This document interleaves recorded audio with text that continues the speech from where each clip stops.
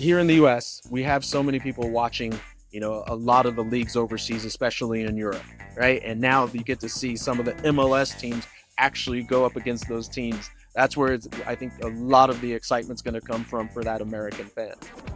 Cobi, thank you again so much for joining us today. We really appreciate your time and, of course, tons to chat about as we kick off what's going to be an incredible year of soccer, especially for the United States, hosting both the Club World Cup and the World Cup. So from your perspective, do you think, the U.S. is ready to play host at such a grand scale? How are you feeling about it?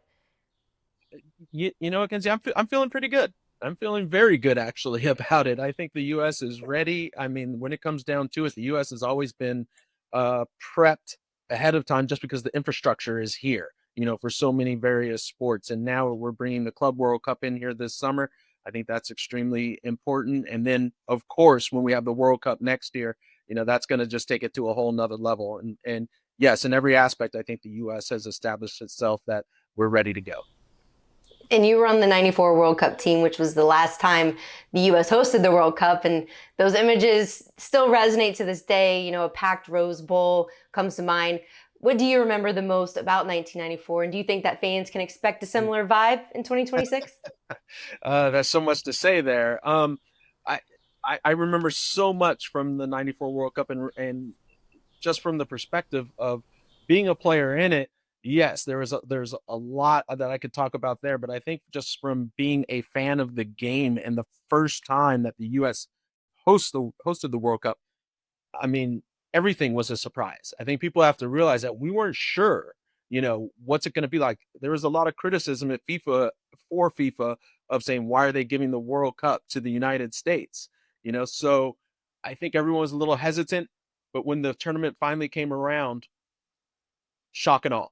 That's what came out of it, because I was extremely surprised to see the fan base come out. I knew that other countries would show up, but to see the US fan come out to all of the various games, and not even people that were fans of soccer, so to speak, but just wanted to be part of an event coming out to experience all the different games. It was incredible to see. So that's one thing that stands out for me. And then as far as, you know, what to expect in this next World Cup, don't take anything from the 94 World Cup, because it's going to be bigger. It's going to be better. We have to remember, in that 94 World Cup, there were 24 teams.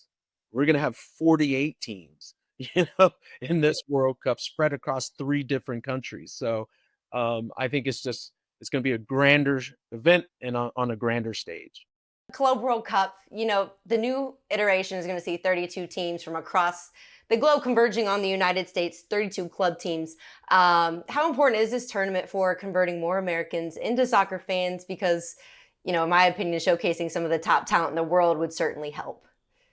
Well, that's exactly it, Kenzie. As you said, is showcasing top talent from around the world is extremely important. And then we also touch on, with the Club World Cup, the fact that the U.S. is a melting pot. So you got fans from everywhere in every country. And this gives the opportunity for fans that or maybe from countries that people don't know about or haven't really heard of these clubs, that get to come in here and shine a little bit. And, their fan base here within the United States can come and show out and show their support for their team. I think it's excellent. I think it's no better place to have it than the United States, because it is such a melting pot that you will have a fan base for every team that comes here. And I think it's giving a great opportunity for the US watcher that isn't a fan of the game to say, you know what? Let me check out some of these clubs. Let me check out some of these players, because any of these matches are going to be great watch. Good showings. Yeah. And you were influential in growing the MLS in the 90s and early 2000s. It's come a long way since then. We've got 3 MLS clubs partaking in the Club World Cup. So, I can only imagine the pressure you had when you played that the guys now have. This is a huge moment to prove that we belong with the other top leagues in the world. Would you agree? I would agree. Now, I'm not going to put all of it on that, because the one tournament it's about this time and where you're at, but it does give the opportunity for the fan base and the American fan to just say, hey, where do we stack up, with various teams. Like I said, we got 3 teams in the Club World Cup. There's going to be some great matches, I can't wait to see actually every team get out there and play to see how they stack up, because here in the US, we have so many people watching, a lot of the leagues overseas, especially in Europe, right? And now you get to see some of the MLS teams actually go up against those teams. That's where I think a lot of the excitement's going to come from for that American fan. Absolutely, and all eyes are going to be on Lionel Messi, and he's taken the league by storm since the his arrival with Inter Miami, and now he'll once again get to, we'll get to see him play against some of the top players in the world. What are your expectations for him in this tournament? Nothing but excellence. Is that a surprise? No. I think there's just a natural tendency for any player to want to shine, especially when they're going up probably against a lot of different people that he knows, people that he's played with, people that he's played against. So I think he's going to want to shine, and he's done an excellent job down at Inter Miami, lifting that team. I think both on and off the field. That's something that can be said about Lionel Messi is that every time that he's on the pitch, in these tournaments, he finds a way to shine and do something spectacular that makes all the highlight reels, around the world. A couple of quick questions about the United States men's national team here for a minute. So we're nearly a year out from the 2026 World Cup, and it seems like there's kind of a lot that still needs to be sorted out before we get into a really good place. And it seems to me that culture is one of the biggest projects for, new coach Mauricio Pochettino. And I know Landon Donovan's been pretty outspoken with his thoughts, saying that you shouldn't have to coach effort. So what steps do you think should be taken for this group to truly succeed together on and off the field? Oh, I think it's a little bit of the off the field has to be brought to the on the field aspect. Mm. They need to spend more of that time uh, getting to know each other and willing to work for one another. That's what it comes down to. I would agree that effort is an extremely important part of it. I just don't think like, times have changed. I think now that we have players that are playing at higher levels at higher teams, around the world, maybe the effort uh looks a little bit different, and when it comes down to like in my era, it's like, okay, you just got to go grind it out. You got to push and, you're doing whatever it takes and you're fighting every minute. Maybe we don't need to be like that, right now. For this team, they have the skill to do things amazing. I think the biggest thing for Pochettino is going to be to find out if this team can, and I know coaches hate this, is like turning it on and off when they need to. Can they grind it out and recognize it when that needs to be, the strategy going forward, as opposed to, okay, can this be a skilled team, within this matchup? And I think that's maybe some of the issues that are going on, figuring out when it's just like, what, we're bigger, stronger, faster. Let's just overrun the opponent rather than trying to be so skilled in the process. Yes, sir. Absolutely. Uh, I'd be remiss not to ask about Captain America. So, with the Gold Cup, I mean, in your opinion, how do we Which measure Captain success? America? I've had Captain Americas for like decades. Yeah.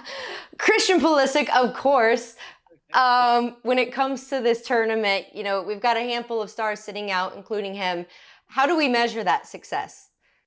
Well, I think this gives a great opportunity, for the players that are being called in. I think one of the issues that we may have is, do we have the next level that is pushing the current ones? There's always going to be, you talk about the Pulisics and the McKinneys and stuff. Most likely they're going to be starting every game.